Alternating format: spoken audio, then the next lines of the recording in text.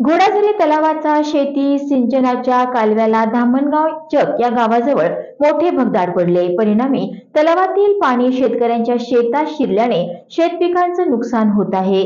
कालव्याच्या दुरुस्तीकडे दुर्लक्ष केल्याने घोडाझरी तलावाचे पाणी शेतकऱ्यांच्या शेतातून वाहत आहे। यामुळे शेतकऱ्यांच्या पिकांच्या नुकसानीचा सामना करावा लागतो आहे। दरवर्षीप्रमाणे ऑगस्ट महिन्यात घोडाझरी तलावाचा मुख्य कालवा धान पिकासाठी सिंचन सुविधेकरिता सोडला जातो। मात्र कालव्याचं पाणी सोडण्याआधी कालव्याची जीर्णावस्था दुरुस्ती न करता पाटबंधारे विभागाने कालव्याद्वारे पाणी सोडलं। परिणामी नवरगाव कालवा हा नागभीड तालुक्यातील धामणगाव चक या गावाजवळ जीर्णावस्थेत असल्याने फुटला। मात्र अधिकाऱ्यांच्या निष्काळजीपणामुळे शेतकऱ्यांचं आणि तलावातील पाण्याचं मोठ्या प्रमाणात नुकसान होत आहे।